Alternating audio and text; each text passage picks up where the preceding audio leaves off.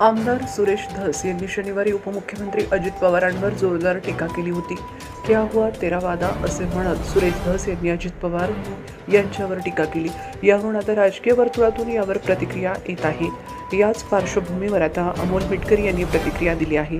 अमोल मिटकरी म्हणाले, देवेंद्र फडणवीस यांनी आपल्या पक्षाचे आमदार सुरेश धस यांनी काल परभणीमधील मूक मोर्चात क्या हुआ तेरा वादा अजितदादा अशा प्रकारे वक्तव्य करून अजित पवार यांच्याविषयी जी गरळ ओकली त्याबद्दल आपण त्यांना जाब विचारणार का असा सवाल विचारत मोकाट सुटलेल्या बैलाला वेसण घालावे अशी मागणीही आमदार मिटकरी यांनी केली आहे।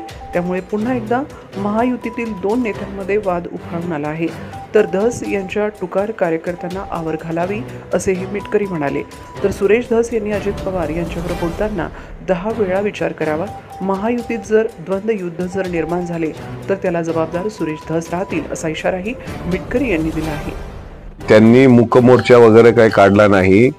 मराठा समाजातून आणि मराठा समाजासोबत सर्वच स्तरातून परभणीमध्ये मस्साजोगचे सरपंच संतोषराव देशमुख यांना आदरांजली वाहण्यासंदर्भात तसेच त्यांच्या कुटुंबियांची जी मागणी आहे त्याला न्याय देण्यासंदर्भात तिसरा हा मोर्चा महाराष्ट्रात होता।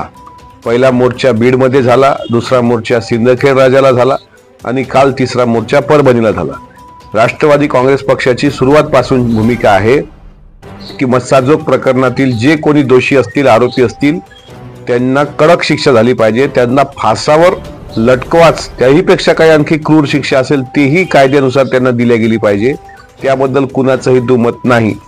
पण मागे तुम्हाला आठवत असेल, बीडच्या मूक मोर्चामधून संतोष देशमुख यांच्या प्रकरणाला न्याय द्यायचा राहिला बाजूला आणि सर्वांनी धनंजय मुंडेंनी राजीनामा द्यावा हा स्वर पकडला। त्यामध्ये आमच्या पक्षाचेही आमदार होते, विरोधी पक्षाचेही आमदार होते, तिथले स्थानिक खासदार होते आणि त्यानंतर प्राजक्ता माळींवर सुरेश धसांनी जे काही अश्लाघ्य टीका केली त्यानंतर प्राजक्ता माळींनी प्रेस कॉन्फरन्स घेतली आणि त्यावर मग त्यांना माफी मागावी लागली। त्याच वेळेस प्रदेशाध्यक्ष भाजपचे चंद्रशेखरजी बावनकुळे आणि महाराष्ट्राचे मुख्यमंत्री देवेंद्रजी फडणवीस यांनी सुरेश धसांना तंबी दिली की यानंतर महायुतीमध्ये कुठल्याही नेत्यांवर आपण बोलू नये।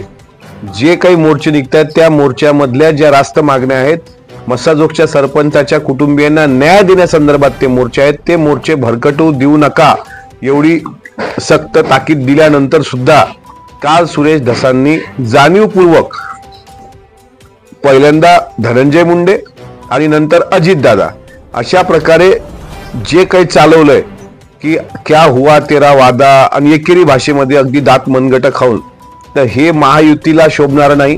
आम्हाला या प्रकरणात त्यांच्यासारखं राजकारण करायचं नाहीये। पण सुरेश धस हे जर त्यांच्या प्रदेशाध्यक्ष बावनकुळे साहेबांचं ऐकत नसतील, हे जर मुख्यमंत्री देवेंद्रजींचं ऐकत नसतील, तर मग यांना कोणाचा वचप, कोणाचा धाक राहिलेला आहे की नाही? ज्या प्रकारे ते भाष्य करतायत ते राष्ट्रवादी काँग्रेस पक्षाच्या राष्ट्रीय अध्यक्षांना दात मनगट खाऊन जर विचारत असतील तर त्यावर आम्ही बोलणार आहोत की नाही?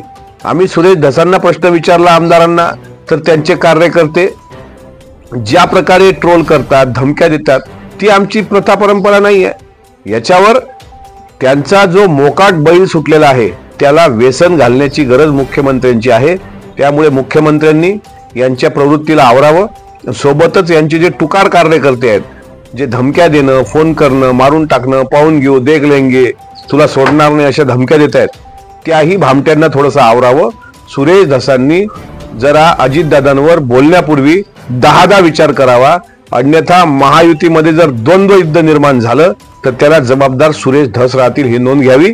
आमची मागणी परत एकदा ऐका, मस्साजोगचे स्वर्गीय सरपंच संतोषराव देशमुख यांच्या मारेकऱ्यांना कठोरात कठोर शासन झालं पाहिजे ही रास्त मागणी आमची आहे। मात्र कोण्या स्टेजवरून एखाद्या धर्माविरुद्ध चिथावणीखोर भाष्य करणं, कोण्या समाजावर बोलणं, कोण्या नेत्यावर बोलणं हे महाराष्ट्राच्या प्रथा परंपरेला शोभणारं नाही।